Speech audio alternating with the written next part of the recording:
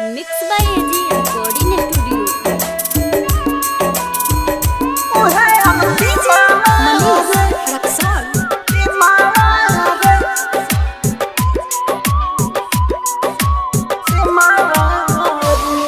दिल दिया दिल मारी के सीनावा पकिल हम तो बदनाम हो गईनी अब तो सारा महफिल ओहे अमती मावा रे ओहे अमती मावा रे ओहे अमती मावा रे दूर के फेंक देनी दी हलो कर सीमावा रे दूर दिल बिया दिल मारी के सीनावा पकिल हम तो बदनाम हो गईनी अब तो सारा महफिल ओहे अमती मावा रे ओहे अमती मावा रे ओहे अमती मावा रे दूर के फेंक देनी दी हलो कर सीमावा रे। Mix by AG recording studio.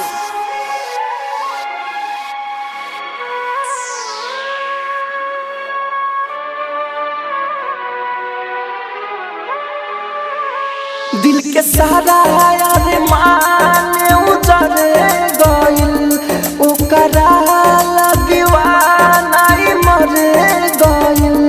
हमर ना भइल दोसरा गली गइल प्यार के सारा साफ कोई देलस मई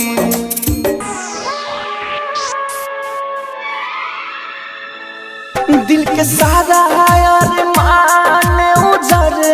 गइल ओकरा दीवाना मर गइल हमर ना भइल दोसरा गली गइल प्यार के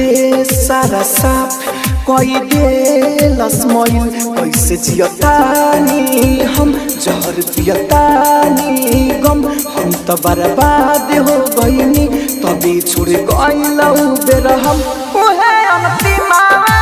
रे ओहे अमती मावा रे ओहे अमती मावा रे दूर के फेंक देनी दी हलो कर सीमावा रे। आप सुन रहे हैं एजी एंटरटेनमेंट की धमाकेदार प्रस्तुति।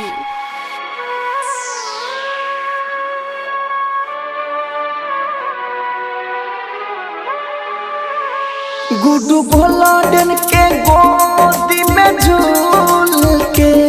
जुदा कोई के अपना राहुल के बेवफा बियाऊ ओकरा पड़ी थू जिंदगी पागल फूल के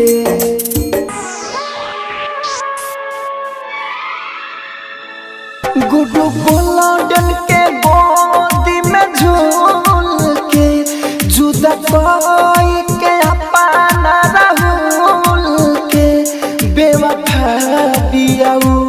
ओकरा पड़ी थू जिंदगी पागल फूल के याद ना करी रे दिलवा दरी रे जाके पियावा के बाही में तो अस्करी रे ओहे अमती मावा रे ओहे अमती मावा रे ओहे अमती मावा रे दूर के फेंक देनी दी हलो कर सीमावा रे। स्टूडियो रोशनपुर सपहा।